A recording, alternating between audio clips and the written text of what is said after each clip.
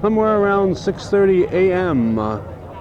September 7th, 2019. Calvin Castine, along with Judy Castine, we are here and at the Plattsburgh Air Force Base.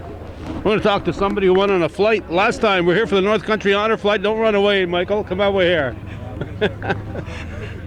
You popped in over my shoulder, so you're on the camera here. We're here for the North Country Honor Flight takeoff, and this fellow went last time, wasn't it? Yeah, I went in May. All right. And it was great. It's one of the things that we'll never forget.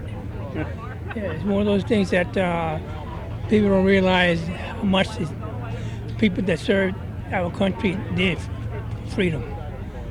Okay. What's your name and how'd you serve, Mike? Give us your name and everything. And My name is Mike Carabello. I served in the United States Air Force as a fire chief at the Plattsburgh Air Force Base. And I retired in '89. Right here in Plattsburgh. And I stay here because it's a good area to live in. And I started working with the county. I started the 911 system for the county. Yep, you and my friend Jim King. Jim King, right. So in the long run, everything went well. Okay, all right. So you enjoyed that little trip there? It was a great trip. Yeah, people will never forget the trip. Well, compared to here in Washington, D.C., you can't describe it. Yeah, it's incredible. Great. You know, and those people, those families show up at the airport to greet the veterans. You know, just amazing. They're there in Washington, D.C., and these people show up to greet people from our North Country. Right. It's about time that we get recognized the veterans that served our country. Hey. There's another one there. Yeah. Hey, bud. Greg Lee coming over to say hi. Greg, you've been on a flight? I've been down 4 times. 4 times. Four times. Didn't you go as a veteran one time? I haven't been as a veteran. I've been down as a veteran. flight leader a couple times, and assistant flight leader. Okay. Troublemaker. We're going to bring the bus forward and. Okay. Hope Danny won't run me over here. Well, you never know with Danny. It's early. Okay. As Danny Barber moves the bus forward here, we're going to keep the camera rolling. It's in the 60s here, but nobody told Barry Finnegan here. He's got short sleeves on. He's enjoying the weather. Assistant flight leader Janet Dupree. We'll try to talk to her a little bit later on. Looks like Danny's going to move ahead. Roy Hurd is here.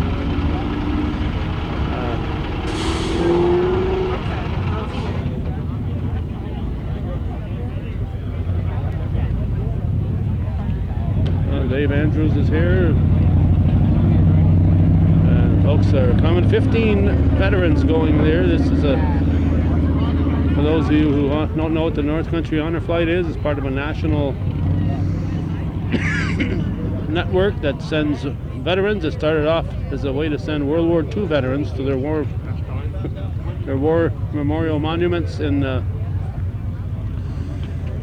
Washington, D.C., and it's grown since then, and now it includes all veterans. So right now, I believe there's 1 World War II veteran going today, 7 Vietnamese, and 7 Korean War veterans going on today's flight. Next year, they'll get 2 more this year, and there'll be 6 next year. So anybody knows any veterans, please have them get in touch with the North Country Honor Flight.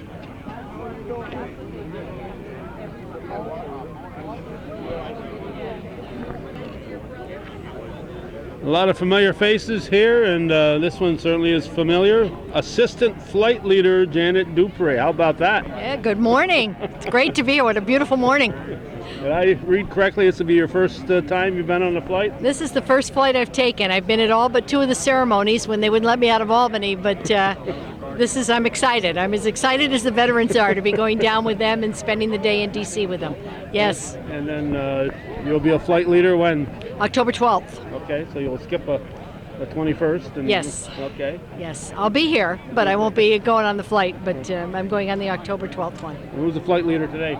Gary Edwards. Okay. So I think he's probably been a flight leader once or twice before. He's been on the flights. I don't think he's been a flight leader, really? but He's been involved. He's right here, so from the get-go. yeah. We're two Peruvians heading up the flight today, so we'll try and behave ourselves. It may never be the same, right? Well, this could be it. So set some sort of standard. I'm not sure what it'll be. So this whole operation has been near and dear to your heart right from the start. Yeah, Calvin, I was at the first meeting. I was in Albany when I got a call from then the executive director. Actually, nobody was at that point. We weren't started, but from Danny Kafitz, who asked me to be at a meeting, and I said, I'm still in Albany. If I can get there, I will be. He said, you need to be here. And it was a very cold and snowy night, but I got to the Keysville Fire Department in time to sit in on the first flight, and they showed the movie on Honor Flight, and the rest is history. Because once you see it, you don't walk away. Yeah. And unfortunately, we're running out of World War II veterans. I think we have one this time, and but it's nice that we're honoring all the others all the other veterans. We have one this time, but we have at least 3 on the October 12th flight. Oh, okay. World War II. Yeah. Okay. So you've got to interview all these people before a flight. It's not just show up and take the trip, is it? It's not, and I've got back to traveling around the North Country, which of course I did a lot of for several years, and then got out of the last couple of years. But it's been great. I've been in Tupper Lake and Keene and Scroon Lake and Witherby and over into Vermont, and it's been good. So I've enjoyed it, and there's nothing more rewarding than sitting and talking to these veterans, hearing their stories. And the last couple of times I've had the opportunity to write their bios, and I'll be giving them today and again on October 12th. And it's moving. They've got so much to offer, and they're so humble. That's it. Almost every one of them will say to me, well, I didn't really do much. I don't really have anything to say. And I can usually, it must be the gift of gab of a longtime politician, but I can usually get them to open up pretty good and give me some great stories. And it's such a privilege. This is one of the most rewarding things I've ever done. Good. Anything else, Janet? I think that's No, I think we're, the crowd's starting to come. We're hoping for a good crowd as always, and we're so fortunate that the North Country supports us. As you know, all of our money comes through volunteering, fundraising, and we have no paid staff. It's everybody who was here with a gray shirt on or with a jacket is a volunteer, and I think that speaks well for everybody across the North Country. We're so fortunate to have the community we have. Yeah, and the support has just been outstanding. It's just amazing how much people have supported this financially. Yes, it's incredible, and it keeps us going. And we're already planning fundraisers for next year, and folks keep coming back, and it's just we can't thank them enough. Now, you and I are here with jackets on. You got people like Barry Finnegan here with short sleeves on. These guys must be from another planet. They got to be, because there's no question about what I'm having my jacket on this morning. Well, I hope you have a warm day in Washington. It's supposed to be nice. Thank you, Calvin. Thank you, Janet. Do you want me to find Gary? All right, another person who's been involved for a heck of a long time, Gary Edwards. How long have you been involved with this, Gary? Oh, probably about 8 years. Okay, so you right from the start then, right from the get-go, just about? Just about. I went down with my father-in-law in, I think it was 2012, on the October flight. And then I went down again with my wife's uncle. And this past June I went down as assistant flight leader, and this time I'm flight leader. Now you're flight leader. So, it's very rewarding work. It is. Yeah, it's enjoyable. A lot of work, like I was talking with Janet, a lot of work before you go on the flight though. A lot of people to interview and talk to and get their stories. And then there's a lot of work after we get done and get back, so there's a lot of things to follow up with. So yeah, this is most enjoyable. It's going to be very rewarding. So they didn't have to twist your arm to get you to become a flight leader, did Well, they? I was supposed to go 2 years ago, and I got medically sidelined, and so yeah, I'm going to make it this time. The first time I met you, you were on the sidelines at a soccer game. Oh yes, that's many years ago. Yeah. Long-time coach. And I still coach wrestling, so. And, I got to ask you, there's a Father Edwards, who shows up at our parish once in a while when Father Lewis is on vacation. Right. And he says he's from Peru. Do you know the guy? He's my brother. He's your brother. He's the youngest one in the family. He's the one who turned out good. Oh, yes. He says a prayer for me every now and then. Hopefully. Well, I hope he says a prayer for you today. Yeah, I know. But how did you check the weather report? How's it supposed to be down? It's supposed to be nice. It's supposed to be between 80 and 83. And That's comfortable. oh, yes. You'll be able to go with your short sleeves. Looking forward to this very much. All right. Yeah. Well, congratulations, Gary. Thank you. Glad you're a flight leader. Yeah, thank you. Take care. Mr. Gary Edwards. And it just continues to gather. As we said, a lot of familiar faces, a lot of new faces show up as more and more families are recognized, more and more veterans go. Once people's families get involved, a whole lot of them show up again for the next flight or 2 or 3 or 10. And we're going to try to find some of the veterans who are going this time. I know there's some people over here. This guy here looks familiar here. Another one there. Another Miller. He'll have to take his hat off so I know he's a Miller. Yeah, take the cap off. Yeah, that's a Miller. A high forehead, right? Clarence. This the guy from Highgate? That's the one from Highgate. How'd he escape? How'd he escape? They brought him over to, they picked him up in Vermont troopers. Morning. Good morning. How are you? Good. Thank you. So what's your name? I didn't even ask you your name. Roger Miller. Roger Miller. Okay. The king of the road? That would be good. Not that Roger Miller. Dave? Greg, have a good time. Oh, even Dave Andrews is over here. We're Look at already the center of attention. Have a good time. The 3 Miller brothers are going today. And a Roger. brother-in-law. Whose brother-in-law? Their brother-in-law. Oh, and Ray Osler, yes. Yep. Yes, 3 Miller brothers. I believe it's AWOL right here, though. Probably. Janice St. John's, Governor Poppies. All right, Roger Miller, Lee Miller, and Clarence Miller from Highgate. Roger Miller, not the singer. No, he told me he's not king of the road, so. No, he is today. He is today. And we don't want him to sing.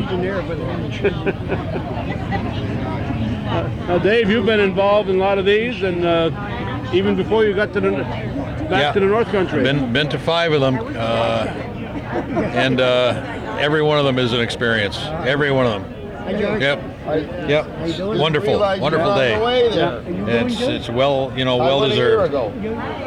Very moving. And Bob Dole, Senator Dole, greets the veterans at every trip. He's there all the time. The guy's so fragile, and he's there. It's amazing. Yeah. But he is. He does a lot for the vets. Well, just the whole thing that goes on when they arrive in Washington, how the people from that area show up time after time. They do. For the North Country Honor Flights, that same group that shows up time after time, dozens of them. And at the airport, it's kind of like the parting of the seas. Everybody stands aside and lets all the vets through and their guardians, and it's very moving at the airport as well. It is. It's a special day. Certainly is. So, a lot of smiling faces this morning. Fun. They move right along, though. I'll tell you, when you get on that bus, they zip through, the police leave through him. George Bendler preparing Roger for the adventure that lies ahead. There's a guy that looks like he's been here before. You got a moment, sir? I absolutely have a moment. All right. Have you ever been on an honor flight? I have. I was a flight leader just a little while back, and it was an amazing experience. So I was just catching up with some of the guys that were on my flight that are here now supporting this flight. Where are they? And I see by the minutes of the meetings, you go to just about all the meetings too, and it's not just show up here and Yep, You're there. I try to attend any meeting that I can. I obviously have some conflicts from time to time, but it's such a wonderful group, and everybody just rolls up their sleeves to get these flights in the airs for these guys and gals. It's amazing. It is amazing. It's amazing how it took off, and right from the get-go, support for this has just been tremendous. Yeah, and for me, I often think of my grandfather. He served in the Air Force. He was state-bound, but he was a veteran, and he taught me a lot of life lessons, and what it means to respect the flag, and what it means to just embrace the legacy of what these folks have fought for. And we never got to have this type of experience, so I see it as a responsibility to try to find to pay it forward for folks. Yeah, those of us who never went think it might be a little guilt trip here that we feel we feel that we owe it to these people. Yeah, and it's interesting. I've been talking with a lot of people in the area. We look at over what's going on in Burlington, for instance, that we used to have this beautiful Air Force, or the base, I should say. Yeah, we're right on the air base right here. Yep, and they're having spats about whether or not to bring the F-35s, and I stand here going, I wish we could have them, because everyone I talk to in this community just about says, we'd love to have those beautiful planes over here and the sounds of freedom in the sky again. So yeah, once in a while I'd be here doing something and I'd hear the plane go over. It got a little loud, but then the old saying was, it's one of ours. Yeah, absolutely. Absolutely. And just talking to some of the folks here that were either formerly stationed on this base or passed through, and then there was that big reunion recently where a lot of folks still come back and have such a strong connection to not only the base but this community. So well, and a lot of people that served here stayed here too. I was just talking to Mike Carabella, and he went on the last honor flight, but he retired here and stayed here, and he was instrumental when we got the 911 system going, and he's been a good part of our community, and it's a lot of people that stuck around. Yeah, Mike was on my flight, and we had many a conversation about what it was like, and then also what it was like to see the base close too, because now you have another generation of people coming up behind that are moving to Plattsburgh or growing up in the greater Plattsburgh area that never knew the base. But I think it's important to still talk about the history and the contributions of these folks to the area. Yeah. As you very well know, we have a proud military history here, and we're just getting into the Battle of Plattsburgh season here, and so the history with this region and the military goes way back right to the French and Indian War. Absolutely, and the Daughters of the American Revolution, each year they hold a ceremony at Clinton Community College to commemorate the Battle of Valcour in the American Revolution. I mean, it's amazing. You're right, over the timeline of the birth of this nation, how much has actually occurred right here in Plattsburgh.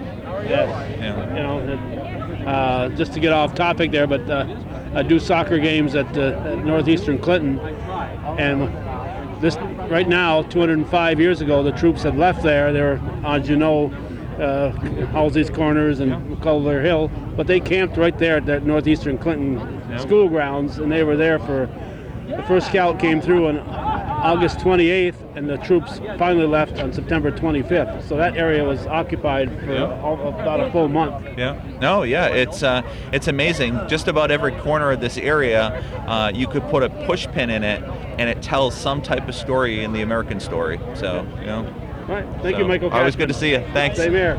This guy's got an orange shirt on here. Are you important? Went on an honor flight 2010 in Rochester with my father. Really? And I've been glad to support it ever since. And you've had that shirt for 9 years now? Yeah, 9 years. I wear it here in honor of the veterans. My dad was a World War II veteran.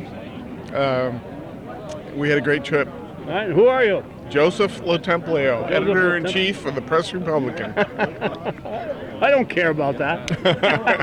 No, that's okay. And once in a while, Once in a while, it grabs a microphone for me. Once in a while. Love to do the sports games. Love to be here today, too. Hometown heroes. You should stand out in the crowd with that shirt. It's a nice shirt, Joe. I'm jealous now. Yes. High quality. Thanks, Joe.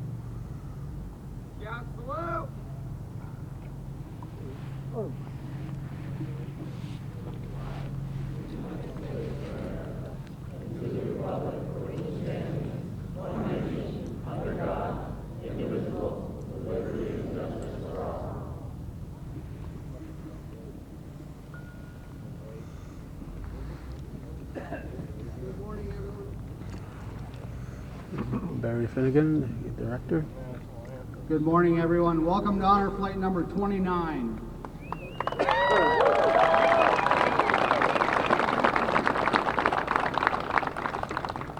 By the end of today, we'll have sent 455 North Country veterans on a trip of a lifetime.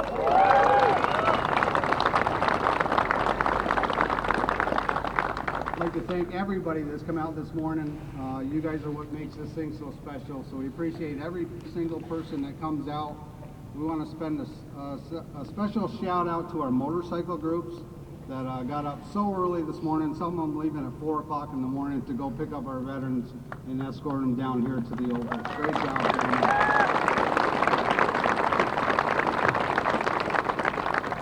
And to our law enforcement who are always there for us, we just so appreciate that, and it's such an honor to have you guys involved escorting our veterans down here. Thank you as well.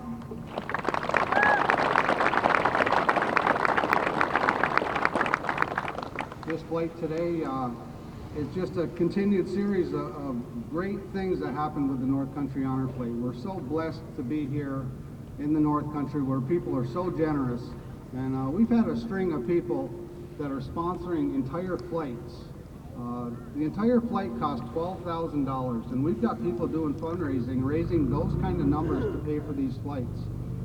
Today is no exception. We'd like to send a special shout out to Billy Jones, our assemblyman, who,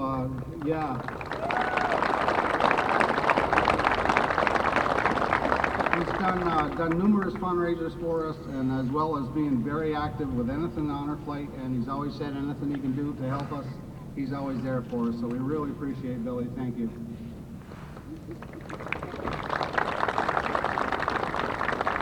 Couple of updates. We do have a waiting list that we're very concerned with. We're trying to get as many veterans down to DC as possible. Due to our waiting list, we want to try to get more veterans faster, so we've added a flight. So in 2 weeks from today, on September 21st, there's going to be another flight, and we hope everybody comes back, and we're going to get 21st and October 12th. 17 more veterans down to Washington and try to alleviate that waiting list.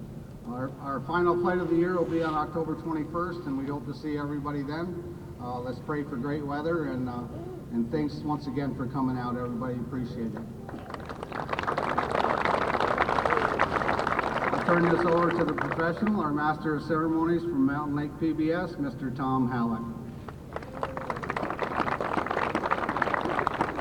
Thank you, Barry. Good morning, everyone. What a beautiful morning. Thank goodness Dorian took a right-hand turn, and look at what we've got. Thank you for turning out this morning. We are going to begin with the H&H Music Vogel Ensemble with our national anthem.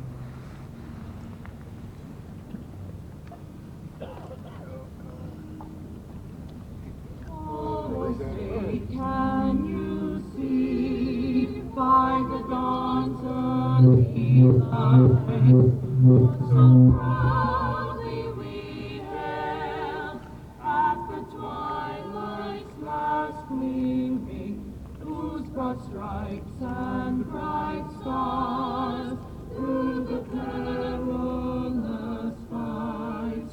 O'er the ramparts we watched were so gallantly streaming, and the rockets echo, their bombs bursting in air. April thrilled the night, where the flag was still there. Oh, say does that star-spangled banner yet wave for the land of the free and the home of the brave?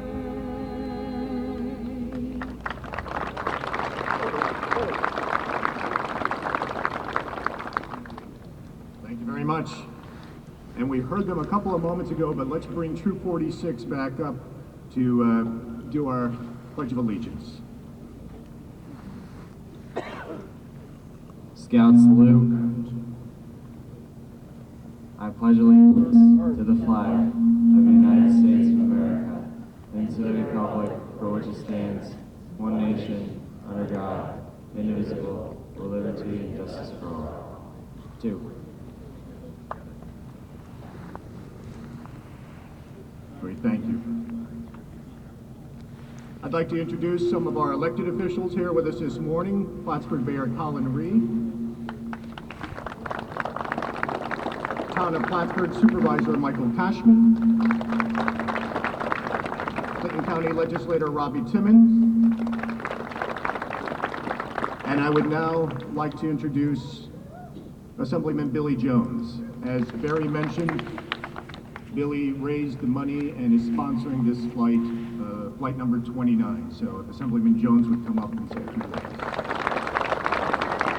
It's like Larry Eber and Son are providing Thank you, the Tom, PA and, system. Thank you to everyone here for coming out. We were at dinner last night and we were discussing with a few people from out of town, and they had been to this experience before, and they had said they can't believe the outpouring of community support that North Country Honor Flight gets. And that happens right here in the North Country for a reason, because we care about one another and we really look out for one another. In the North Country Honor Flight family, it all starts with them. What an amazing job they do. So let's give them a big hand. The organizers of this, everything they do truly is commended, and it all speaks about community and honoring these folks over here, our veterans. It's all about them. And I'm humbled and honored to be a part of this experience today. I really am. This is a lot better than my first honor flight experience, and I'll tell you a quick story. I was trying to get out here to see one of my neighbors off, Mr. Brockway, from Chateauguay, and I was working in Malone, the night shift in Malone, and I said, well, I can probably catch the last little bit of the ceremony. So I got in my car, changed, rushed out here from Malone, parked, was pulling in. I said, boy, it looks pretty quiet over there. So I got here around 10 to 8, and everybody was gone. Chairs were folded up, everything happened. So this experience that I have here today, I'm just saying that because Barry runs a tight ship here at North Country Honor Flight. I mean, it's very time efficient. And if you show up a little late, I was telling some people yesterday, please don't show up late to this ceremony because you will miss it. So like I was saying, this experience certainly is humbling. We get to honor these brave people that have done so much for our country, and that's what it's all about. It truly is. And I will put in a plug for North Country Honor Flight and all that they do. And if you're looking for any fundraising opportunity, please be a part of this. This is an organization that gets things done for veterans, and the experiences that they have today are unbelievable. I have to give a shout out to my Chief of Staff, Molly Ryan. She did a lot of work in this fundraising effort, so I'd like to thank her as well. And like I said, it's truly an honor and an experience that I will never forget, and hopefully the veterans will never forget, and they deserve it. They've done so much for our country, and they continue to do so much in our communities. And truly is an honor to be here. And thank you very much, and God bless you.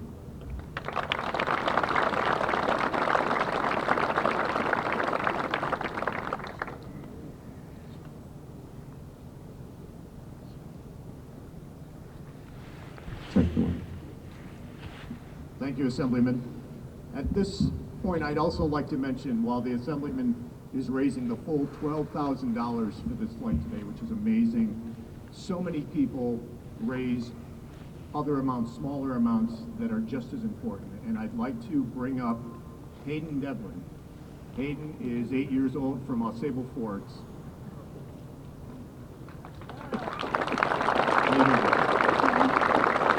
Hayden came to one of the send-off ceremonies a while back, and after attending, he decided that he wanted to help out and raise money for a future honor flight. And so he set up a lemonade stand, and he sold lemonade. Where did you sell your lemonade? At my camp. At your camp, and your camp is on Silverman? No. No. Okay. So, and you raised how much? 201. $201. Fantastic. Great. Thank you. Thank you very much for doing that. We appreciate it.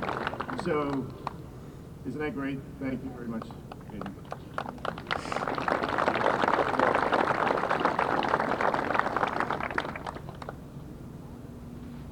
I would now like to introduce the Morrisonville Choir. They are going to, as they always do at the ceremony, it's a special part of the ceremony, they are going to sing Red, White, and Blue. It is the original song that they wrote after 9/11. They wrote it with Adirondack singer-songwriter Roy Hurd, and Roy Hurd is here with them this morning to perform it. So please, welcome.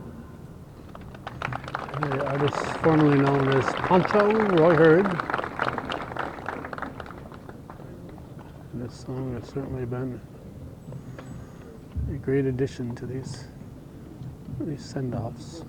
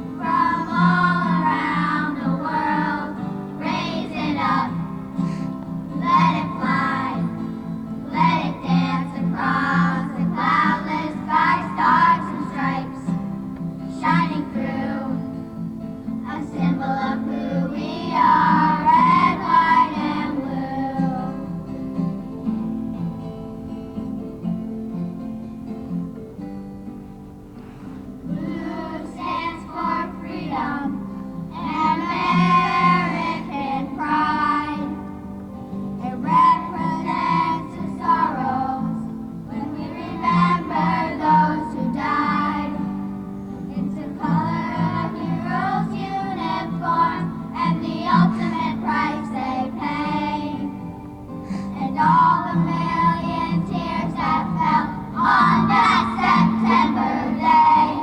Raise it up, let it fly, let it dance across the cloudless sky, stars and stripes shining through, a symbol of who we are, red, white, and blue. Let it fly, let it dance across the cloudless sky, stars and stripes shining through, a symbol of who we are, red, white, and blue.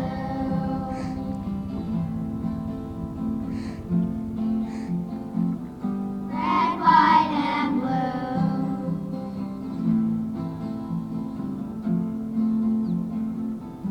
Red, white, and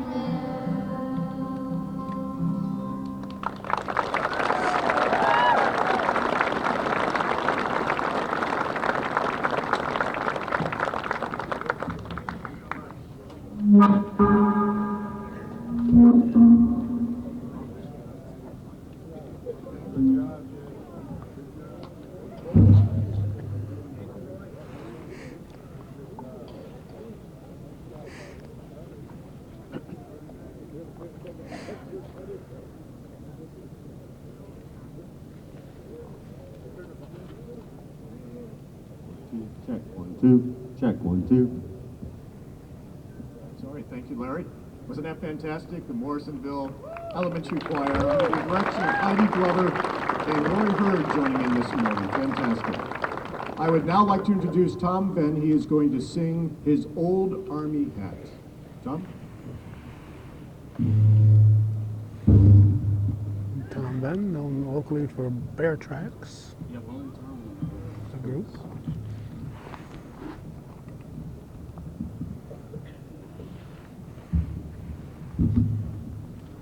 Former Customs and Border Patrol officer. I know. I can hear it. It's good, I guess. My knowledge.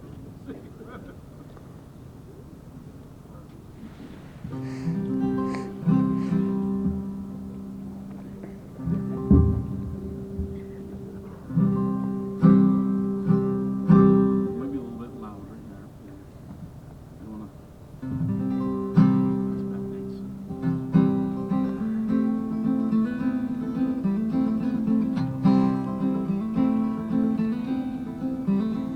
He came back to Tennessee, a young man at the end of 45. One of only 7 men in his platoon to make it back alive. Well, they must have seen some tough times. He never thought too much about all that. He put his pictures and his memories in a cedar chest. Everything but his old army hat. By the time I graduated, the winds of change were blowing across our land. They were burning flags and draft cards when they bothered to take some kind of stand. We just laughed at Grandpa like he was some old relic from the past, 'cause he never left the house unless he was wearing that funny looking worn out army hat. Every eye was on him anytime that he went anywhere. He whispered and they pointed, I could tell my grandpa didn't care. Now I ain't wearing this for them, he said, it's a whole lot more than that. For my buddies who gave everything, the least that I can do is keep on wearing this old army hat. He called me up one morning, said he saw it on the news on his TV. They were opening the monument to World War II in Washington, D.C. Now I'm not getting any younger. I wish someone would take me to see that. But I couldn't help but think they're gonna laugh at you up there if you show up in that silly army hat. Two strangers both saluted as Grandpa walked up to the monument. One said, thank you, soldier, for a job well done. The other said, amen. Then a young boy said, sir, my daddy went to war and he never made it back. Would you take a picture standing here beside me? And maybe let me wear your army hat. Every eye was on him, there was not a dry one in the crowd. Well, they whispered and they pointed, my granddad stood up extra tall and proud. Then he said, son, just keep it, when the young boy tried his best to give it back. Now you're a brave little soldier, son, and every soldier needs his very own authentic army hat. For your daddy who gave everything, the least that I can do is pass on this old worn out army hat.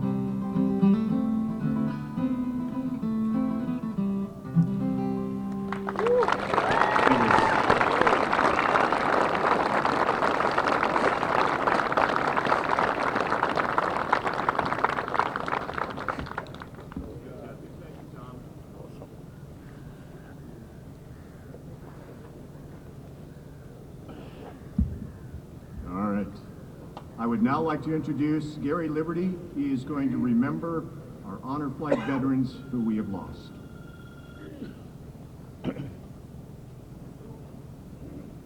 How do you follow that? Well, trying to get folks to go for the honor flight, we're always looking for people that need to be taken down and honored. So we always make a pitch each time that if you know anybody, a World War II vet, a Korean vet, a Vietnam vet, either get them to sign up or give us a call and give us a name and a number. Because sometimes they'll say they don't want to go or they don't think they should go. But give us a name and a number of somebody, anybody that you know out there. We'll go talk and we can generally get them to go down. We want to make sure everybody gets honored on this flight. We had a couple of guys, Michael Donovan and David Fenlaw, that had elected not to go. And some time back, they both passed away, and they asked for people to contribute to honor flight in their memory. So even if they don't go, they're thinking about the vets that do. We also have a gentleman that just recently, he was on the list, and recently we tried to call to get him to go to the flight, and he didn't make it. He had just passed away. So it's important that we get the folks on the list as quickly as we can. We also lost a member of Flight 14, Ron Leduc. He was a great guy. He had a great time down there, Korean vet. So at this time, if you could, please stand, face the flag, remove your hats as Post 20 plays taps and does the rifle salute, as well as the police pipes and drum will also play a tribute. Thank you. Thank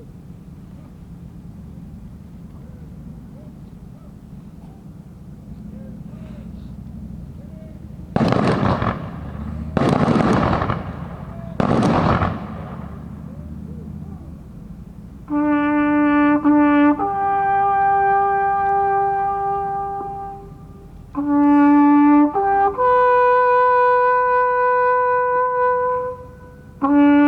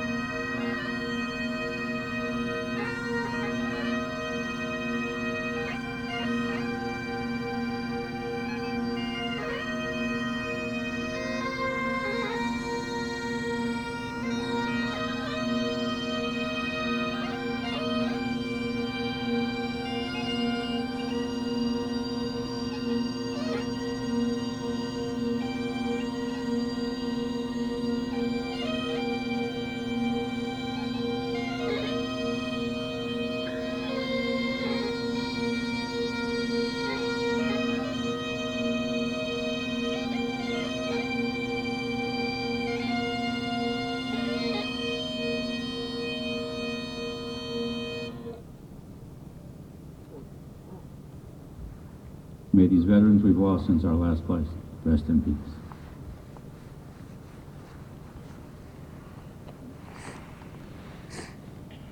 Thank you, Gary. I would now like to introduce our flight leaders for the day, Gary Edwards and Jenna Dupree, for the introduction of our veterans as they receive their travel orders. Good morning. It is an honor to be among all of these veterans going on Flight 29. It's been a pleasure interviewing them and learning their stories. I want to thank everybody for coming today. And without further ado, I'm going to introduce Janet Dupree, who's going to tell you a little about each one of our veterans going today. And thank you all for coming today.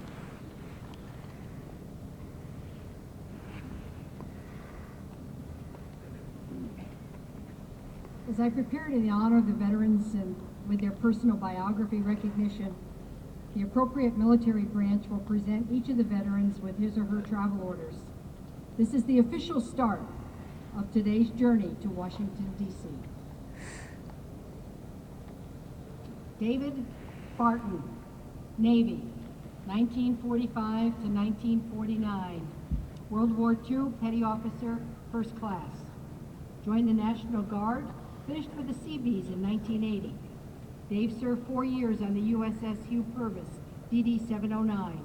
As a deckhand on night guard duty, if he heard noise in the water, he took a few shots. He said, when the wind blew, you better hang on. Docked in Cuba, they were lowered over the side on a swing bucket to paint the whole ship. Dave said the barracudas swimming around made him nervous, but the iguanas were worse. Going to the supply depot, they carried pistols, as iguanas were 3 to 4 feet long. They docked at almost all Northern European countries. A highlight was taking Marines out of England to serve as honor guard for the King of Denmark's funeral.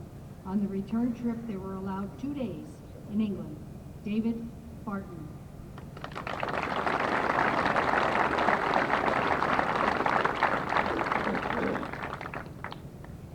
Paul Bjorklund, Army, Reserves, 1948 to 1950.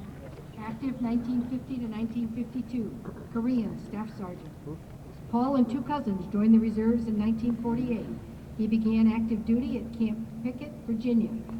At Fort Benning, Georgia, for 14 weeks of light weapons school, he learned about weapons to train other soldiers on. Paul was sent to Germany, where he trained draftees to use those weapons. Morning roll call was tough when soldiers' names were called to ship out to Korea. He stayed in touch with as many as possible.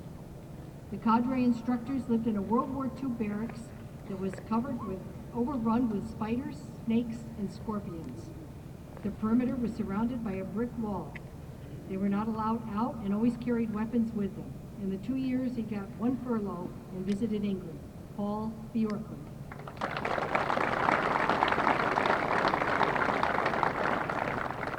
Thomas Delisle, Army, 1971 to 1973, Vietnam E3. Instead of waiting for the draft, Tom volunteered for the Army, serving as a cook in the 45th Transportation Unit. He enjoyed his time in the Army, particularly because of the many places he was assigned. His service began at Fort Dix, New Jersey, then Fort Knox, Kentucky, and Fort Polk, Louisiana. Tom also spent a year in Korea on the demilitarized zone at Camp Humphrey and was discharged in California. Like so many others, Tom found returning home to Katyville was where he really wanted to be. Continuing with his volunteering, Tom graciously agreed to be a guardian for veteran Paul Bjorklund today. Thanks, Tom. Thomas Delisle.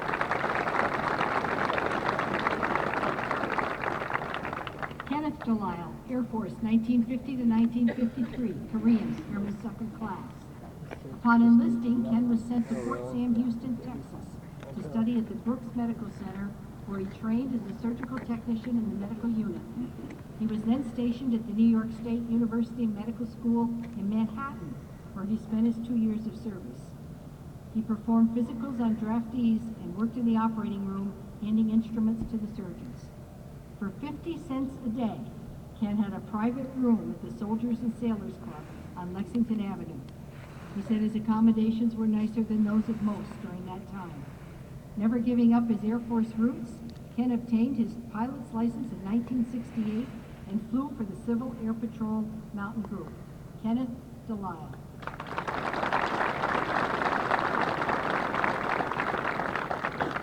Warren Fournier, Army, 1952 to 1954, Korean, corporal. Warren spent 18 months in Korea at a prison camp housing 35,000 prisoners of war. He interrogated prisoners and found out those guys had families and kids, and they didn't want to fight any more than our soldiers did. In 1953, Warren participated in the Panmunjom prisoner exchange. Thousands of prisoners did not want to return to North Korea, fearing they would be killed by the communists because of their religious beliefs. Warren recalls the destruction of the entire country, not even a single tree left. He said the Korean War is often called the Forgotten War, but for those who served there, it will never be forgotten. He finished saying, "I fought for America, and I love America." Warren Fournier.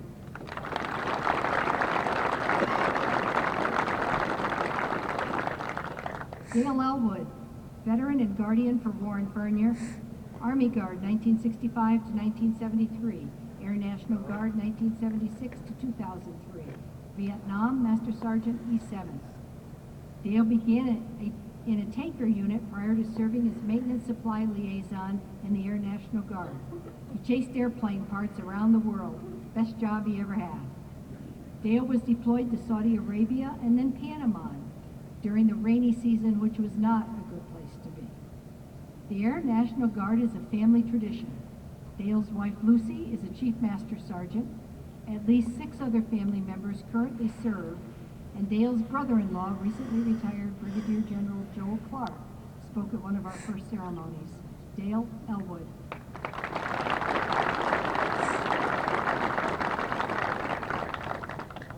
Jean Holohan, Navy, 1952 to 1954, Korean, storekeeper seaman, 3rd class.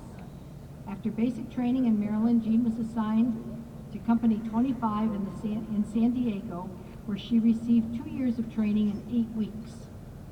She wanted to be a journalist, but was sent to storekeeping school based at Treasure Island, San Francisco. The view was Alcatraz. Jean worked most of the time in an office at school command using original IBM cards. However, when the men shipped out, she was moved to the warehouses to do the men's jobs. Perhaps Jean was a pioneer in military equal opportunity employment. Jean served 2.5 years before her discharge to join her new husband at a Marine base. Jean Holohan.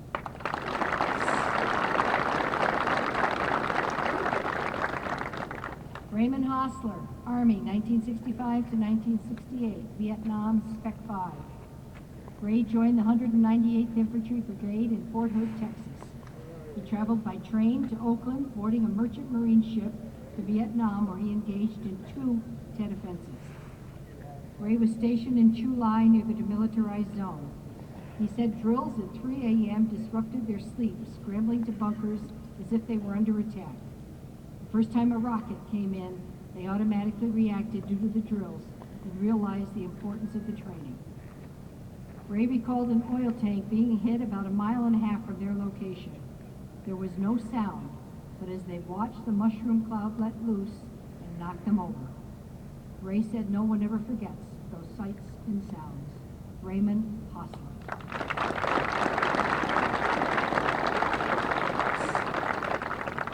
Howard Frizzell, Army, 1953 to 1956, Korean corporal. Howard, who prefers Russ, had several different experiences, beginning with joining the Army and being assigned to the Air Force. Russ was to protect the K-55 and K-14 artillery emplacements, and he drove the lieutenant around to inspect various gun emplacements. He also worked in radar to track North Korean airplanes. An avid baseball fan, Russ started an Air Force team. He was the only Army soldier to play for the Air Force team, and the Army was adamant he should join their team instead. But Russ's Air Force team went on to win the championship. Howard Russ Frizzell.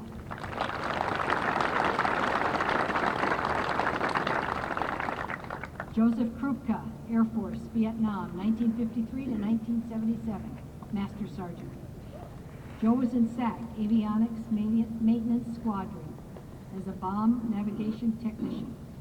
From the Thailand Aviation Shop, they flew training missions in and out of Vietnam on F-111A planes for a year. Joe would fly monthly on B-36 and B-52 planes for in-flight radar repair. One in-flight trip left Guam and landed 24 hours later at Roswell Air Force Base, New Mexico. When they arrived at Roswell, they were 1 hour before the time they took off in Guam. Very tired and glad to be on the ground. And just because they could, 2 years ago, Joe, at age 81, and his wife Tony, 78, climbed Polka Moonshine on Labor Day. Joseph Krupka.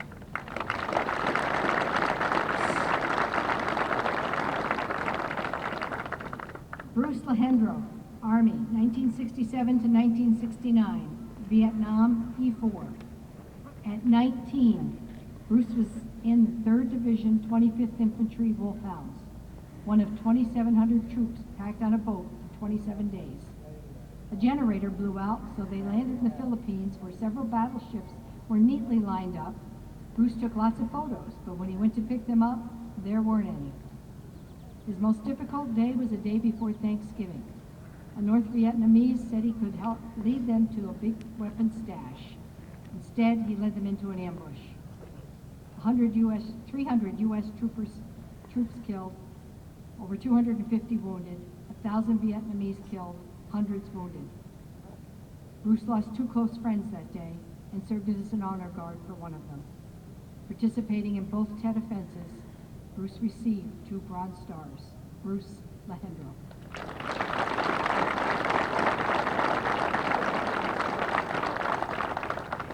Vernon Bach, Army, 1953 to 1955, Korean, Corporal. Vern was assigned to the Army Hospital at Fort Belvoir, Virginia. He had completed college and was 4 years older than most of the troops.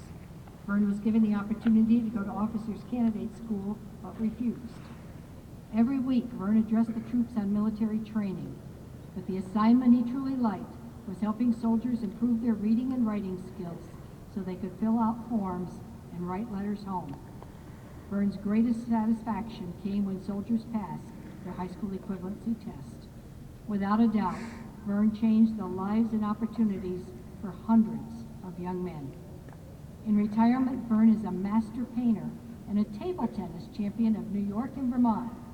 Every Sunday night, friends arrive at the Mock home to play table tennis. Vernon Mock.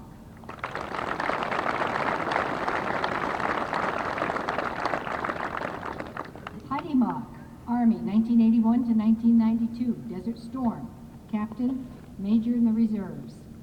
Heidi was in the 2nd class to accept women at West Point. After graduate school, she returned to West Point as the first woman to teach in their physics department. She was in the military police and was detention facility commander at Fort Lewis, Washington. Heidi has the ability to sleep anywhere, anytime, and took a nap on the airplane prior to jumping out to qualify as a paratrooper. After serving in Desert Storm, Heidi left the Army to stay home with her 2 girls. Heidi then began a 21-year career as a professor at the Air Force Academy, obtaining her PhD. Heidi is serving today as her very proud dad's guardian, Heidi Mock.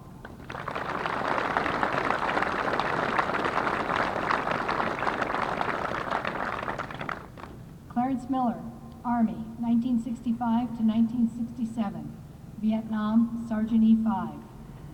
Clarence, known as CJ, was a signal cryptographer assigned to Navy intelligence in Germany. He had all security clearances and performed street surveillance on Russian troops with instructions to report anything and everything they saw. Their signal corps was housed on a 12-acre base with a steady flow of intelligence and counterintelligence men moving in and out. The base, a former prison camp, was isolated, surrounded by steel wire, had very close quarters, and it held captured British and American pilots. Their colonel was a World War II veteran who taught him to grow up and make decisions. CJ said this was the best position ever. Clarence CJ Miller.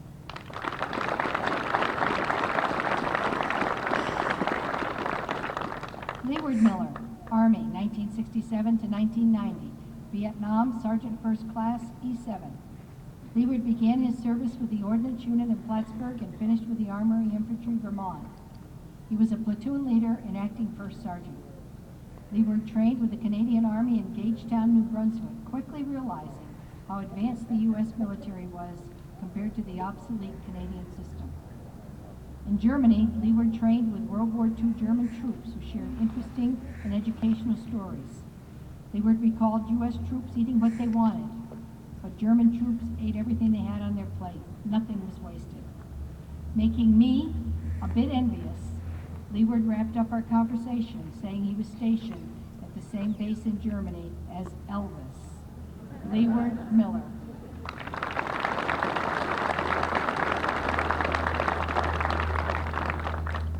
Roger Miller, Army, 1961 to 1963, Vietnam, Private First Class, E4 in the reserves. Roger was a light vehicle operator in the transportation unit stationed in Germany during the Berlin Wall conflict. Their unit was assigned to keep the 110-mile communist corridor open. Every other week, they would make deliveries in the corridor to keep the East Germans from closing it. Roger participated in 38 trips as U.S. troops worked alongside Canadian and NATO troops. In 1963, President John F. Kennedy visited the Berlin Wall to view the Brandenburg Gate. Roger was among troops relegated to line up with rifles, but they were given no bullets. Roger said he enjoyed his time in the Army. Roger Miller.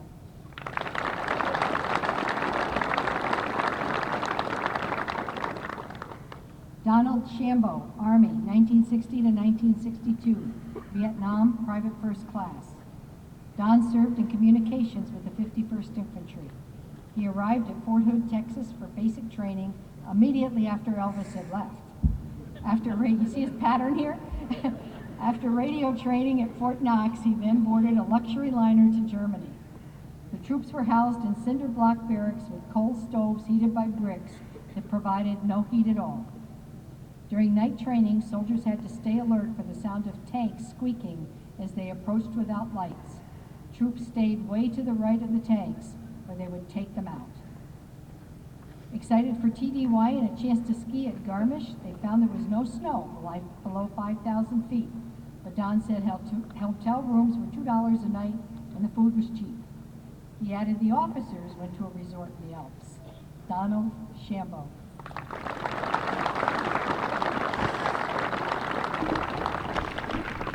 Richard Seymour, Marines, 1950 to 1957.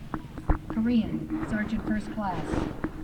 Dick enlisted in the Army at age 16.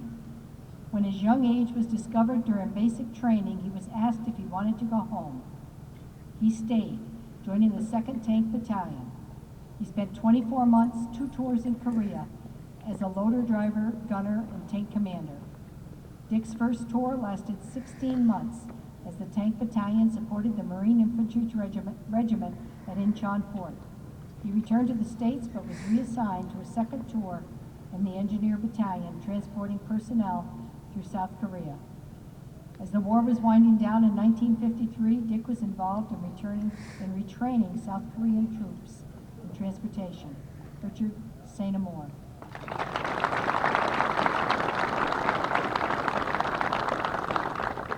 As we've completed our veteran introductions, I expect you noticed we have 3 Miller brothers, Roger, Clarence, CJ, and Leeward on this flight. Lionel wasn't able to join us. Also with the brothers is their brother-in-law, Ray Hostler. It's nice to see a woman flying down, so of course, Jean Holohan, you're in charge.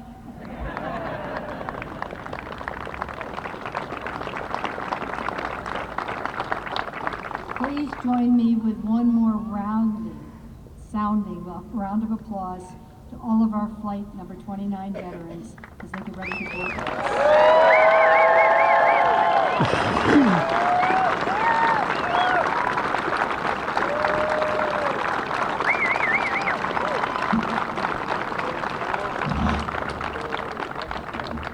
Thank you, Janet. Thank you, Gary.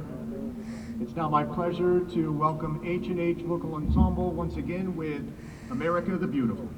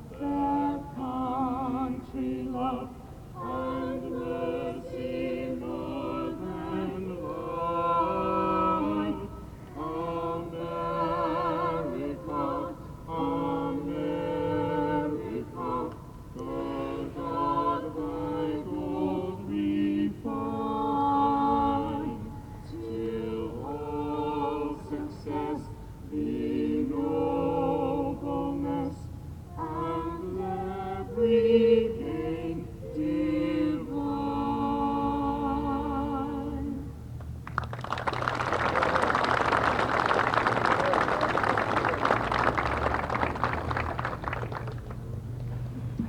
Thank you very much. That was beautiful. Now, please join me in welcoming No. Father Bill Edwards for our closing prayer.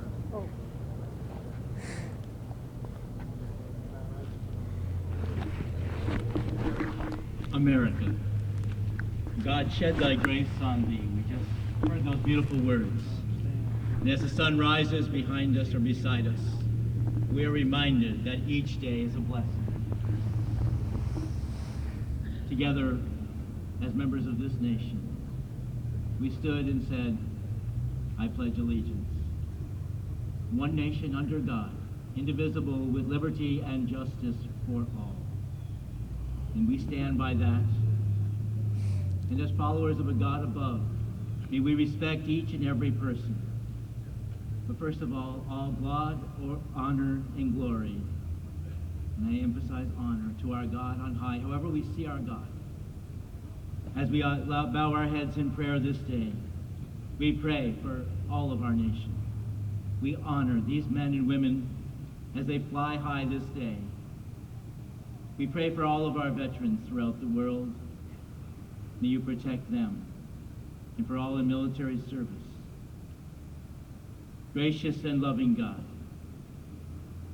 on this beautiful day, we gather to give praise and to honor our God on high, men and women who have risked their lives.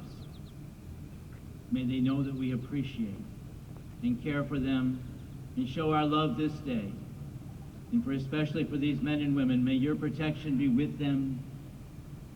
May the sun shine upon them this day and every day.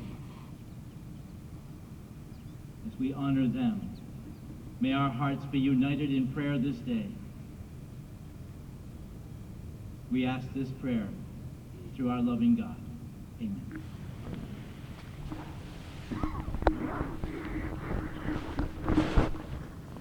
Thank you for attending this morning.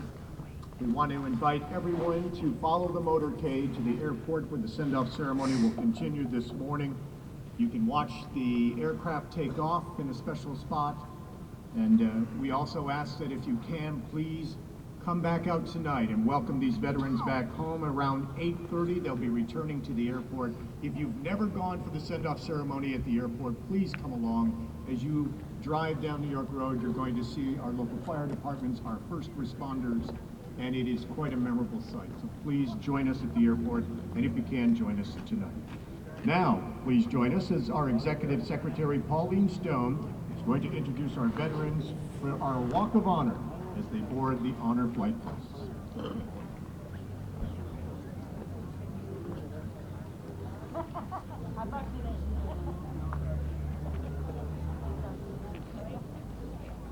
Thank you for coming to the ceremony. And we'd like to thank our veterans. And just remember, you're kings and queen for today. So enjoy your flight. David Barton, United States Army.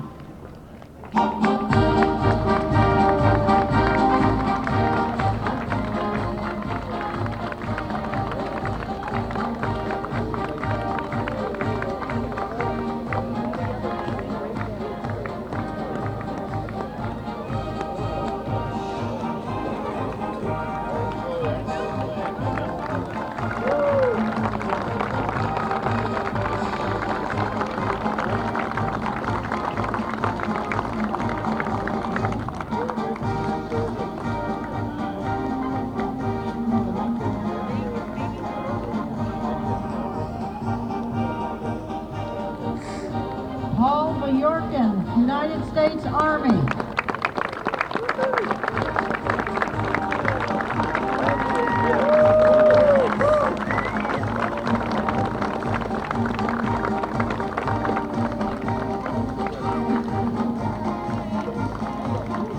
Kenneth Delisle, United States Air Force.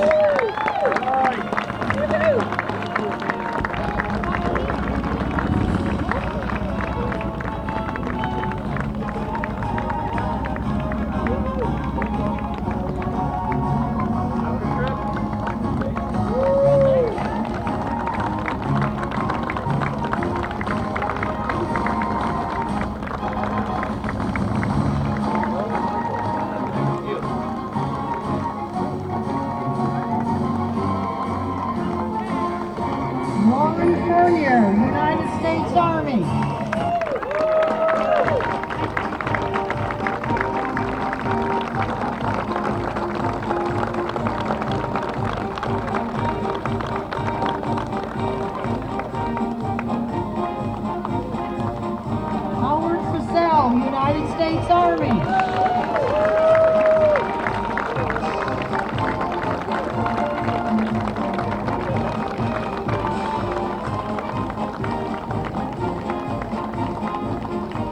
Gene Holohan, United States Navy.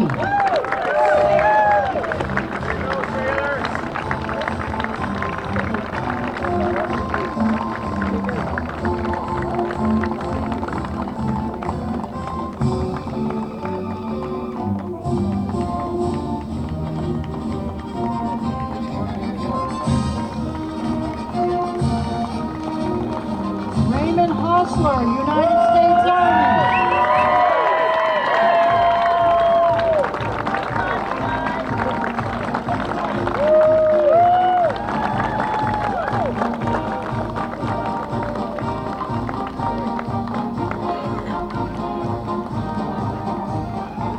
Joseph Krupka, United States Air Force.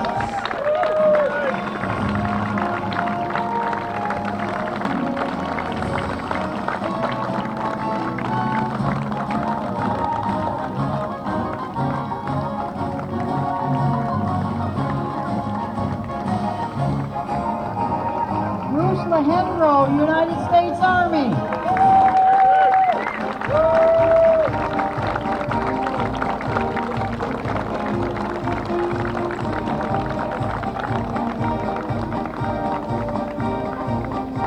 Clarence Miller, United States Army.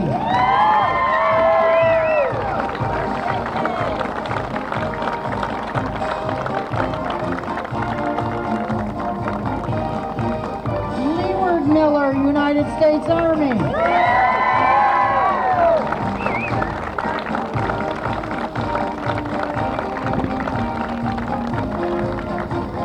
Roger Miller, United States Army.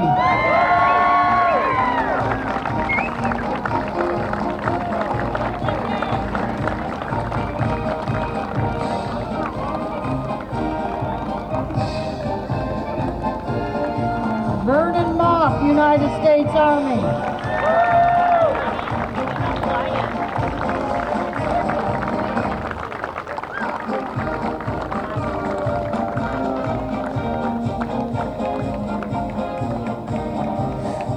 Donald Shambo, United States Army.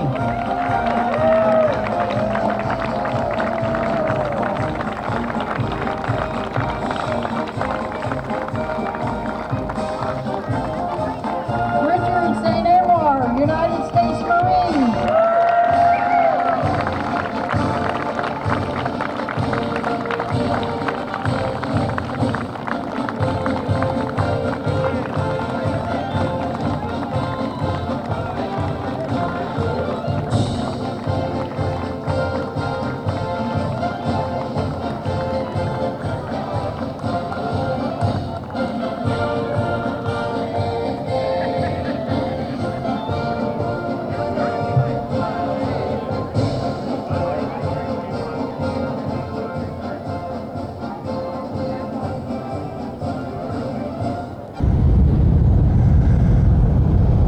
Now comes the hectic part for yours truly here, is they have this tremendously long honor guard here. And by the time these guys get through, we try to race to the airport to beat them to the airport, because they take a little longer route than we do. But on the last trip in June, we had to cut in the middle of the honor guard flight, the escort here, to get to the airport to at least get there before the bus came through. This has really grown, and so many of these bikers show up to take part in this escort. It's just amazing, along with the law enforcement community, the veterans, and the honor flight group, and the community at large.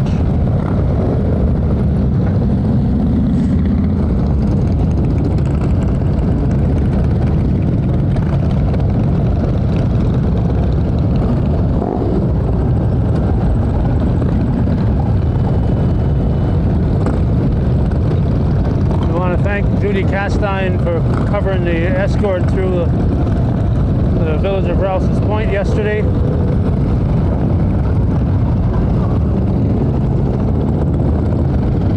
Judy, of course, is here with me today.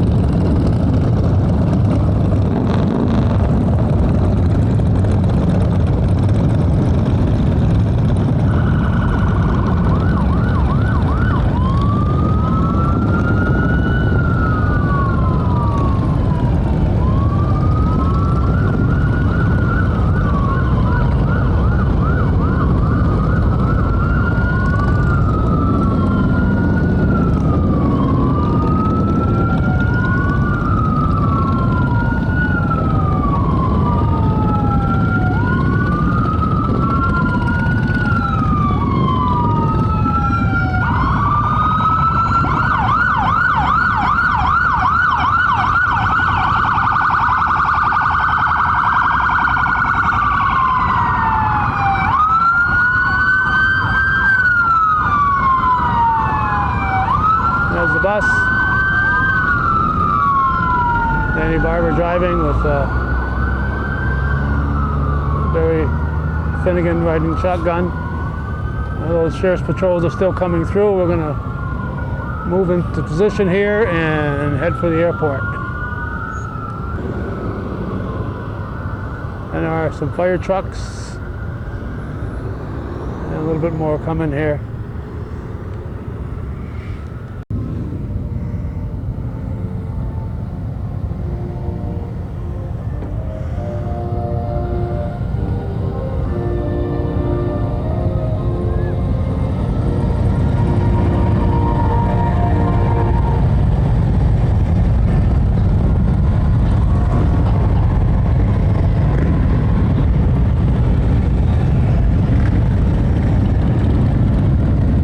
Still at the Oval, obviously.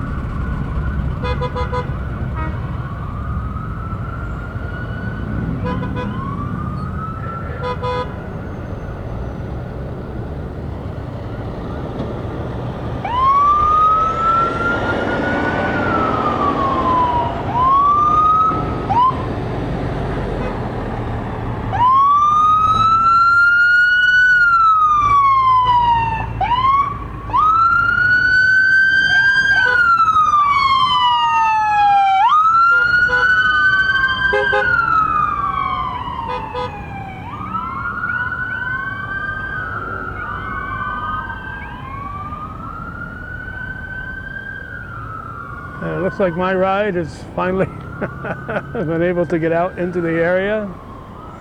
So we're going to hop in. I can't count those motorcycles. We are now at the airport, and the escort is arriving.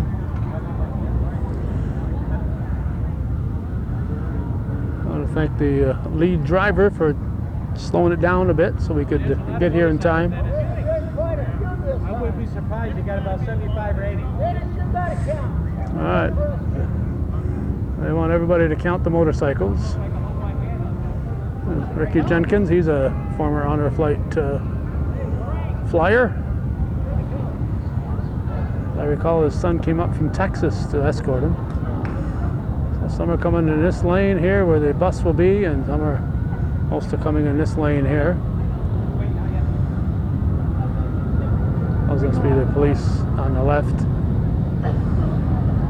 And here come the bikers.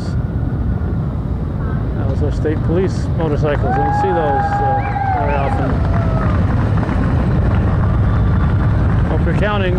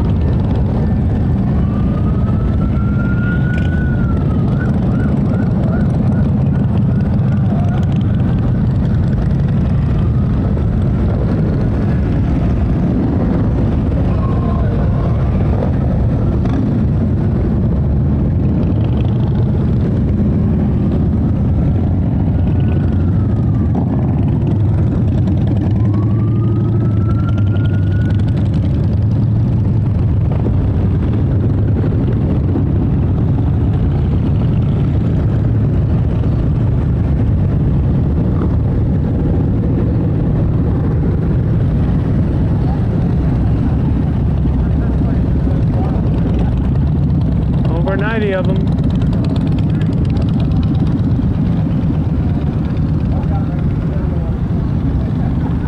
There's always a couple of color guards here, the American Legion from both 912 from Rouse's Point, along with 4th Degree Knights of Columbus. Here's the bus.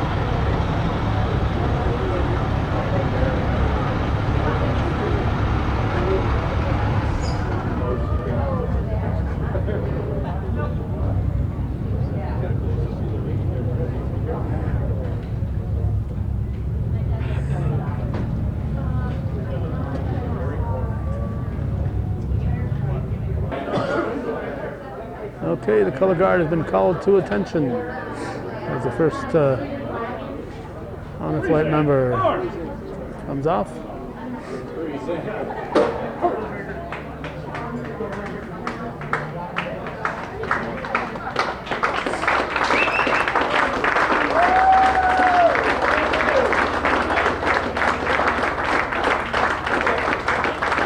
At the Plattsburgh International Airport. at the Plattsburgh International Airport, and these folks are on their way to Washington, D.C. to see the various military monuments.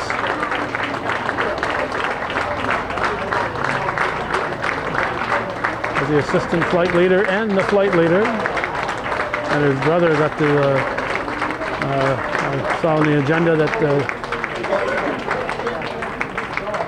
this flight that Mr. Jones is paying for, he's also attending along on the flight, going along on the flight along with Molly Ryan. It was one of those Irish names. Molly Ryan, the assistant. They're going along on the flight.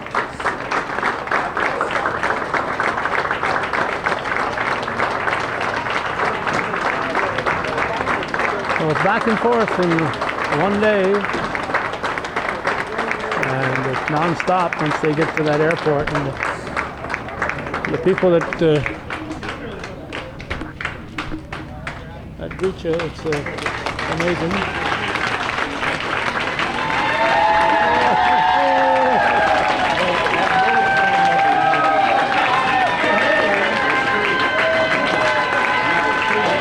Family getting a big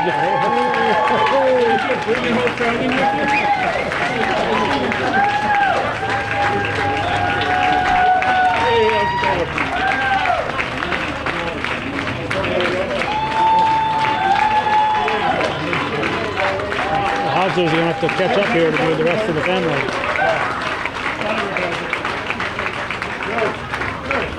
We got Delora Ducat standing next to us.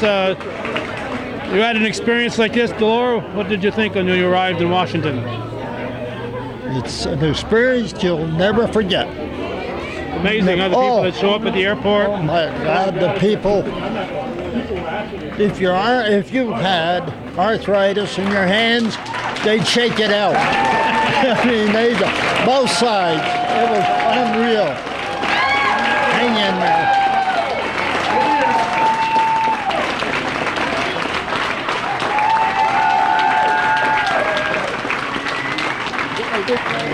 Again, the top priority is the remaining World War II veterans. But if you're one World War II vet on this flight, there are 7 Korean veterans and 7 Vietnamese veterans. And talking to Janet Dupree, she said the October flight will have 3 World War II veterans. There'll be 6 flights next year. So I don't know if it looks like the bus is empty. So as we always do, we'll follow the last ones in, so you can see what they see here as they enter the airport. And when they arrive in Washington, D.C., the crowds are tremendous, and it's pretty much the same people that are there every year that show up for these North Country people. So it's just amazing that the whole country. Oh, no sign-in table. They must be already signed in. So we were informed that they had their boarding passes inside the bus on their way here, so it speeded things up here at the airport. So it's blocking our friend Gordy Little's name here.